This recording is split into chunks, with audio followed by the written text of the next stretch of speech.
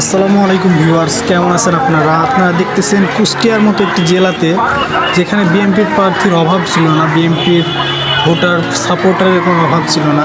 সেই কুষ্টিয়ার মতো একটি জেলাতে শুধুমাত্র জামায়াতের মহিলা মিছিল বেরোয়েছে, সেটা দেখে অবাক হওয়ার মতো একটা বিষয়, চোখে পড়ার মতো একটা বিষয়। আমি সম্পূর্ণভাবে আপনাদেরকে তুলে ধরতেছি।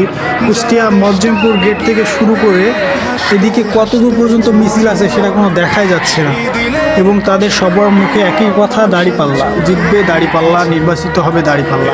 তো ইনশাল্লাহ আপনারা সবাই মিলে যদি দাড়িপাল্লাকে সাপোর্ট করেন তাহলে অবশ্যই দাড়িপাল্লা জিতবে।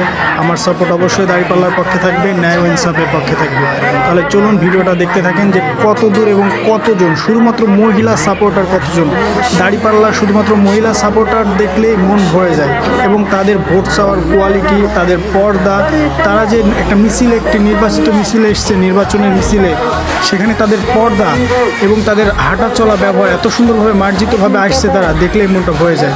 এদিকে আপনারা যদি ধানের শীষের কোনো রকম প্রচারণা দেখেন তাহলে আপনারা বুঝতে পারবেন জিতবে কে ধানের শীষ। এরকমভাবে একটা ধান লাগা ধান লাগা, এরকমভাবে একটা গান গাইতে গাইতে তারা এমন একটা বেরিকিস্ত অবস্থাতে বের হচ্ছে এবং সকলের কাছে ভোট চেয়ে বেড়াচ্ছে, যেটা দেখার মতো না।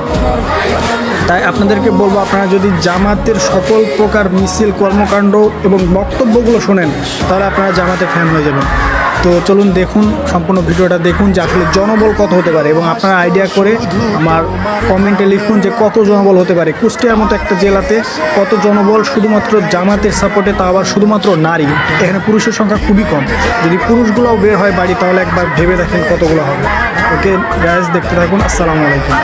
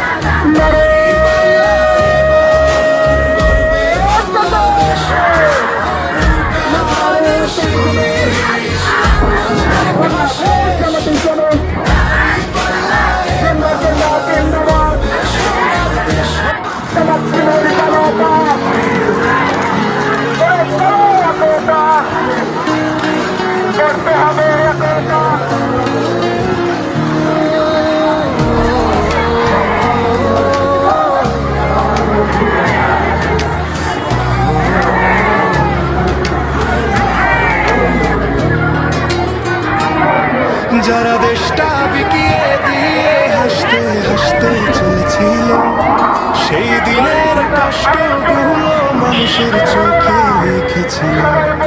এবার সত্যটাকে চিনতে